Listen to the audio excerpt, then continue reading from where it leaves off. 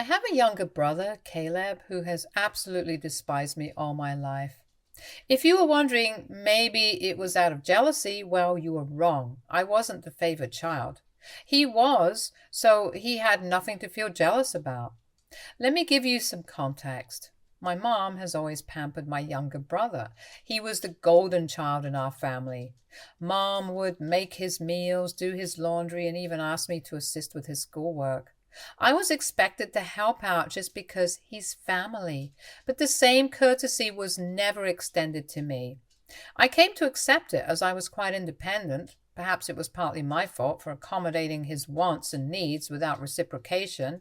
He never lent a hand when I needed it and reached out to me only when he wanted something from me. I was a quiet, introverted kid who liked to study and keep to myself, while he was exactly like our dad, rough and loud. I also tend to be straightforward and honest, not sugarcoating things and saying it like it is. I believe my mother might have developed some negative perception of me as a result of my childhood. As a result, he was everyone's favorite in our family. I didn't mind that when we were growing up. The trouble arose when he found a way to sort of bully me or mock me for being different from him. He would mock me for height or the fact that I was wearing glasses. He would sneak into my room and try to read my diary so then he could complain to my mom about anything I had written. I would yell at him and complain to my parents about him invading my privacy, but they would laugh it off, telling me how it was not a big deal. He did more terrible things, like nearly breaking my glasses and putting nasty things in my food. He had even once put little stones in my cereal, but luckily I found them before it could have hurt my teeth.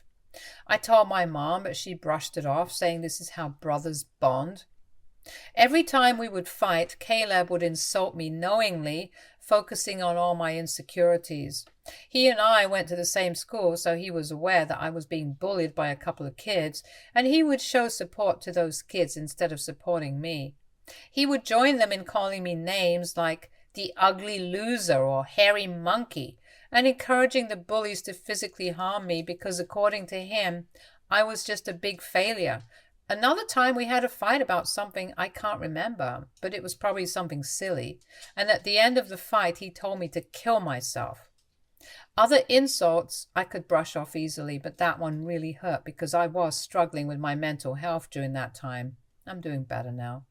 It just sucked to hear that my own brother wanted me to die. Dad was often at work and Mom didn't seem to care much. She even scolded me once, claiming it was my fault for playing and irritating him. Things got progressively worse. There was a time he attempted to burn my hair when we were in high school, and shockingly, Mom sided with him, insisting he was just playing. Who plays like that? Seriously? Fortunately, Dad eventually took my side and pointed out that they had some serious issues. He threatened to call the police on Caleb. This was an eye-opening moment for my brother because until then he had never been reprimanded for any of his actions. He was really taken aback, and my dad continued to tell him how enough was enough and that he needed to start respecting his older brother. Later, Dad came into my room and talked to me. I had never expected my dad to support him because he always told Caleb while he was growing up how similar both of them were, which was true. Dad told me that he had patiently waited for years for Caleb to grow up, thinking maybe he was just being an immature kid. But he was slowly starting to realize that Caleb was becoming a big bully. When I heard my dad say this, I felt so validated that I almost broke down in tears. I confessed to my dad everything that Caleb had done to me over the years and even opened up about the bullying in school. My dad was shocked that I was going through so much. The next day, he went and talked to the principal, so my bullies could be warned about severe consequences if they continued. Later in the evening, my dad enrolled me in mixed martial arts at our local gym, and he told me that I needed to man up and stand up to bullies in my life. I will admit that a nerdy kid like me trying to learn to fight must have been laughable to watch. However, like everything in my life, I am very focused when I want to learn something. I carved out time from my studies so I could work out every day and go to the mixed martial arts classes. Not to brag, but it completely changed my life and my physique. One day, Caleb was at it again. He had stolen my pocket money, which he used to get if we helped our parents with doing chores. I had been saving my money for quite some time. Caleb has sneaked into my room and taken my money. I caught him when he was about to cycle off with his friends. I firmly told him to give me back my money since he knew stealing was wrong, but Caleb snickered and taunted that all I could do was run to Daddy for help. I don't know what came over me, but I gave Caleb a resounding punch to his face. He was stunned in silence as he fell backwards on the ground. I picked him up and took out my money from his trouser pocket and then threw him back down on the ground. Caleb started to cry loudly like a little baby. It was comical to see a teenage boy crying on the ground. However, my mother came running out the door, hearing her baby boy, to help him up and find out what had happened. When she learned that I had fought with him, she was surprised and then started to reprimand me. She told me that as an older brother, I should teach better things to Caleb, while Caleb seemed to be enjoying seeing me being chastised. My mother also complained to my dad about how I had thrashed Caleb up and how I needed to be controlled. My dad grimly asked both of us to explain ourselves. I told him how Caleb had stolen the money that I had worked hard for and saved up, while Caleb attempted to justify how he needed the money for a date, and that as my brother, I should help him. However, Dad told Caleb that he was lucky that I just punched him for stealing my money because anyone else would have called the police on him. My dad continued to tell Caleb how he had no right to take others' things without their consent. Caleb didn't like that and started to throw a tantrum, probably wanting our mother to side with him, but Dad remained firm. When Caleb realized that I was not going to be punished for punching him, he screamed how much he hated me, and then ran back into his room and locked himself in. Since that incident, Caleb maintained his distance from me. He had finally realized that he could not bully me anymore, and even Dad was not supporting his antics. For the first time in a long time, I felt we were equals. Even though he could not physically hurt me, he would try to verbally say nasty things to me when he knew our parents would not be around.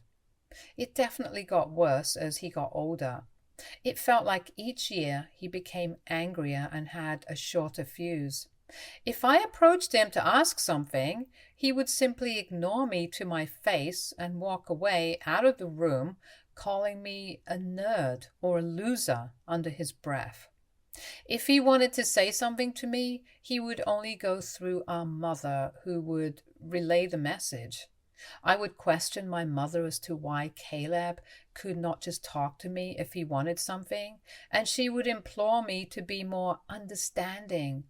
I had no clue if this was just him going through puberty, and I had to wait it out, or if he actually truly hated me. I used to be able to deal with the things he would say over the years, but it got to a point where I just wanted to move out of home to get away from him. I would go to my mother countless times asking if she could mediate a sit-down conversation for all of us to talk it out, but she always refused, saying she didn't want to get involved. I even asked for her opinion on why he treated me that way, but she would just brush off the question. Eventually, I went away to my dream university since I was a grade A student and was even qualified for a scholarship. My dad threw a party for me and my mom seemed proud of me also. However, Caleb remained aloof and distant, barely acknowledging my achievements. The day I left for university was a mix of excitement for the future and relief to escape the toxic environment at home. The first few months at the university were liberating. I made new friends, enjoyed my classes, and started to build a life separate from the oppressive atmosphere I had experienced growing up. The constant fear of Caleb's verbal attacks lifted, and I felt a newfound sense of peace. I began dating my wife, Karen, when we were both in the second year of our university. My friend introduced us at a frat party, and we clicked right away. Coming from a religious family, having kids without being married was a big no-no. However, we found out she was pregnant when we were in the last year of our university, which prompted us to get married as soon as we graduated. Our wedding was a small but peaceful ceremony. Our parents were happy for us, and we had a good time at our wedding. At that moment, I believed she was the love of my life. I always held the mindset that I wanted monogamy in life, one woman to come home to and be with for the long haul. Despite women trying to engage with me over the years, I never pursued anything because I was genuinely content in my marriage. Karen was my dream girl, and I never wanted to hurt her. However, over the years, there were 2 occasions when I discovered she was being unfaithful in our marriage.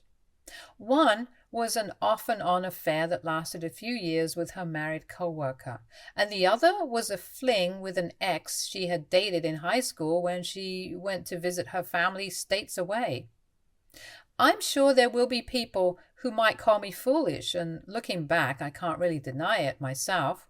After a period of separation in both situations, I made the decision to forgive my wife.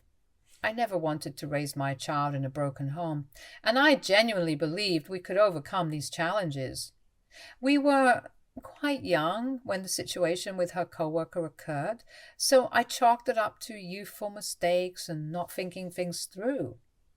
For a while, things seemed okay with us. I could never fully trust her, but I tried my best to push aside my doubts because I knew that if I chose to forgive her, I had to work towards moving past it and starting with a clean slate. It's been 4 years since the second time she was unfaithful, and I felt like I made the right decision by giving her a chance to show that she still wanted to be in our marriage. For years, Karen seemed to have changed, and we were genuinely happy, with plans set in motion for the future of our family.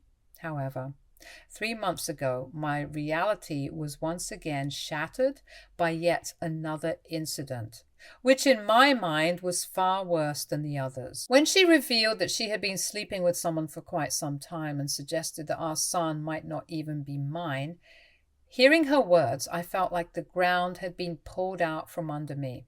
A mix of shock, betrayal, and disbelief overwhelmed me. I struggled to comprehend the enormity of what she had just disclosed. In a daze, I managed to ask her why she had kept such a significant secret and how she could have done something so devastating. Her reaction was a cold and indifferent demeanor. She seemed detached, almost unbothered by the pain she had inflicted. Her responses were vague, leaving me with more questions than answers.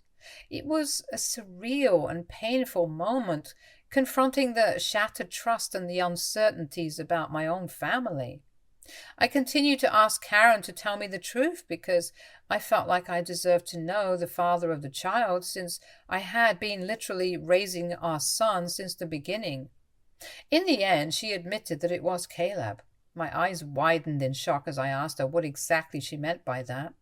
This is when Karen told me how she and Caleb had become friends back when I had introduced Karen to my family and she had stayed with us for Thanksgiving up until the New Year's. I remember Caleb, who was usually cold to me, was quite polite and warm towards her. I was glad, since I did not want to make Karen feel unwelcome. She wanted to be accepted into my family, so she would spend significant time hanging out with my mom whenever she could. She noticed that Caleb and I were not that close and questioned me about it. I finally opened up to her about my childhood equation with Caleb and told her how we might never be able to repair our relationship since he never could move past his feelings. Karen understood. However, she started to include Caleb whenever we would go out, perhaps hoping that both of us would warm up to each other. If we were going to watch a movie, she would invite Caleb, and then we would have to watch whatever movie Caleb wanted to watch. I guess during this time, Caleb and I did talk a few words here and there, which was a significant improvement compared to how he had been giving me the silent treatment for years. I do remember Karen and Caleb would hang out and play video games together, but I never thought much about it. Karen told me how one day Caleb opened up to her about his struggles and his recent breakup with his then ex-girlfriend. He seemed so vulnerable with her, and they struck a friendship. She said how he would sometimes harmlessly flirt with her when I was not around, and apparently one thing led to another, and she could not control herself anymore. I closed my eyes as the vision of my wife and brother sleeping together almost made me puke. She told me how guilty she felt after that and ran away from him. After that, she decided to go back home, which was true because my girlfriend had abruptly told me how she wanted to go back home when I thought she would be spending the New Year's with me. I tried to convince her to stay, but she was adamant that she had to go. After the holidays, when we met in college, once our classes resumed, she was back to her usual cheerful self, so I never questioned anything. 2 weeks after that, we found out that she was pregnant. Now, Karen told me that she had no idea whether it was really my child or Caleb's, and she had no way to find proof because I was already stepping up. She knew out of the two, I was a more dependable brother, so she decided to stay with me, and this is why we got married. I felt like my whole world was crashing down around me. The son I had loved and spent countless hours with may not even be mine. I questioned her if she had been sleeping with Caleb in the present times, and she nodded slowly. Karen told me how she and Caleb had always stayed in touch because their chemistry was undeniable. They would sneak off to hotels when she would lie to me that she was working overtime. She told me how half of her business trips were just romantic getaways with him. I asked Karen why she would even be married to me if she really wanted my brother. But Karen told me how she did not want to be the one to break off a marriage, and seeing how I was such a wonderful father to our son, she had stayed with me all this while. In her words, she had made a mistake, and she didn't know when to stop. I simply told Karen that I was glad that she told me the truth and that I was going to pack up and move out. Karen started to cry and asked for my forgiveness, telling me how I was supposed to scream and yell at her, but here I was, calmly thinking of my next move. I remained quiet while I walked to my cupboard and started packing some of my clothes into my suitcase. Karen kept saying how if I really loved her, then I should try to at least fight for her, and mistakes happen in every marriage. When she realized that I was not going to do anything, she changed her tactic and told me how my son would be affected if we got a divorce, and how children should not be brought up in a broken home. I reminded her how I may not even be the father, which then reduced her to tears, and she started to yell at me about being cruel and how I could easily walk away when I had been there for the child since his birth. It seemed like my wife believed there was nothing that could make me want out of our marriage. I guess it was partly my fault for letting a lot slide in the past. While I did have some love for her, it felt more like it stemmed from the fact that I thought we had a son together and had been together since college. Karen continued to claim that it was not too late and that we could work things out, but I struggled to believe it and felt like I had no more patience to deal with her. Trust was a major issue for me, and her words felt empty. Even if I forgave her, I could never forget that she had slept with my own brother. I've always believed that people could make mistakes and be forgiven because we're all flawed, but this went beyond a certain limit. I left her crying on the doorstep and checked into a hotel. The next day, I went straight to my parents and told them everything about my wife's affair with Caleb and how they had been sleeping together for years behind our backs. The shock on their faces was evident. My mother, true to her nature, initially tried to defend Caleb, telling me that this could not be true since her boy would never do something like this to his own brother. Determined to expose the truth, I requested my parents to remain silent and allow me to call Caleb right in front of them. I told them to not make a sound since this is how I could expose Caleb's true colors. I wanted him to think that it was just a private conversation between us so that he could hopefully let his guard down. As Caleb picked up, I laid it on to him and confronted him with the revelation of his affair with my wife. Initially, he denied it vehemently and refused to accept it. Then, when I told him that Karen had admitted to everything, he started to blame Karen, labeling her as characterless. He told me that it was not his fault if women were attracted to him and that he was the better-looking brother. I told him firmly that I was going to expose him in front of everyone when Caleb mocked that no one would believe me and that he was the golden child anyway. I scoffed at his arrogance and thanked him for confirming the truth, since our parents had heard everything. Caleb went quiet and then spluttered to explain himself, stumbling over his words in an attempt to salvage his image. My mother, still grappling with the shock, demanded an explanation from Caleb. He stuttered through a feeble attempt to justify his actions, blaming everyone else but himself, and desperately trying to shift the blame onto Karen. I could see my mother, who was once protective of her favored son, now felt a mix of disappointment and anger. In that charged moment, I felt a strange sense of vindication. For years, I had endured Caleb's torment. Now the truth had come to light and the roles were reversed. It was Caleb who stood exposed. His actions laid bare for everyone to see. As Caleb's words faltered, my father, usually reserved in his expressions, couldn't contain his disappointment. He asked me to pass him the phone and went off on him. "Caleb," he began, his tone heavy with disapproval, "what you've done is not just a betrayal of your brother, but a betrayal of this family. You slept with your brother's wife and continued to sleep with her after they got married. Your actions have consequences, and they have irreversibly damaged the trust we had in you. I raised both of you to value family, loyalty, and decency. What you've shown today goes against everything I've tried to instill in you." He paused, letting the weight of his words settle on Caleb's conscience. "The disregard for your brother's feelings, the lack of respect for the sanctity of his marriage, it's unacceptable. You've not only hurt him, but tarnished the bonds that hold us together as a family. I feel like me and your mom are to be blamed for what you have become now, and we will no longer let you get away with this behavior anymore. Starting today, I'm cutting you off from the college funds that I set up for you. You can figure out on your own about your university fees. I will also not be funding your lifestyle anymore. You think it makes you more of a man to sleep with married women? Well, now let's see what happens to you when you don't have my money to depend on." I, on the other hand, maintained a composed demeanor throughout all this. Although I initially wanted to scream at Caleb, watching my dad punish him was the ultimate vindication. I had exposed his true nature, and it was clear that he had underestimated the consequences. Caleb, persistent in his protests, continued to justify himself, but my father swiftly ended the call, shutting down Caleb's attempts to explain away his actions. My mom came up to me and hugged me. It had been a while since we shared such a moment, but in that embrace there was unspoken understanding and support amid the family turmoil. She apologized to me that she had not believed me all this time. I felt like my 14-year-old self would never have imagined this moment, being vindicated and embraced by my mother. After that, my dad helped me find a good lawyer so I could divorce Karen.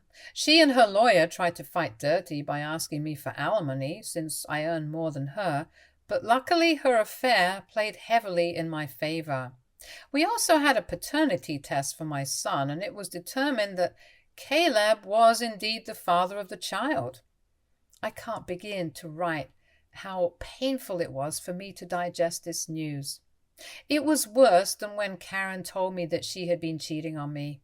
I felt so pissed that my son didn't belong to me. However, I guess God works in mysterious ways, because I decided to stay strong throughout all this. Karen begged me that I should keep visiting my son since he should not be punished for all this, but I just could not bear to see him. He reminded me of Caleb, and I hated it.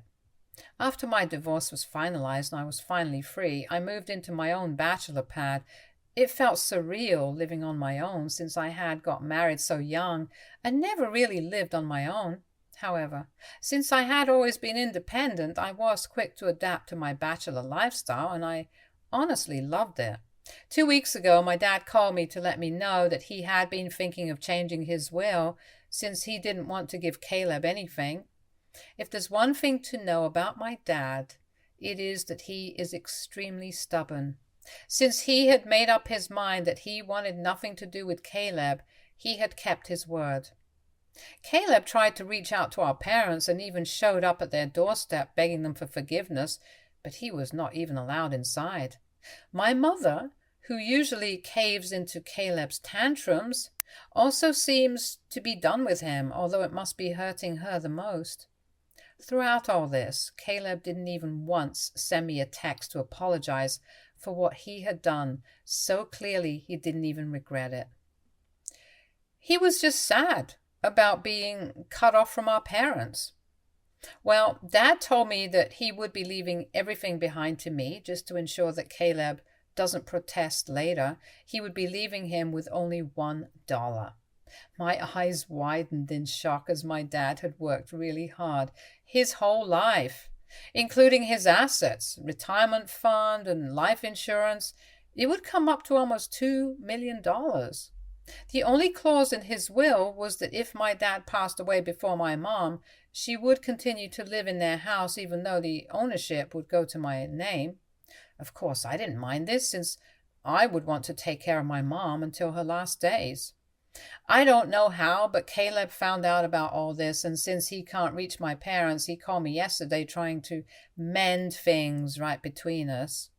He told me how he had been having trouble keeping up with college, and that after Karen had found out about the paternity of the child, she had been pestering him about child support.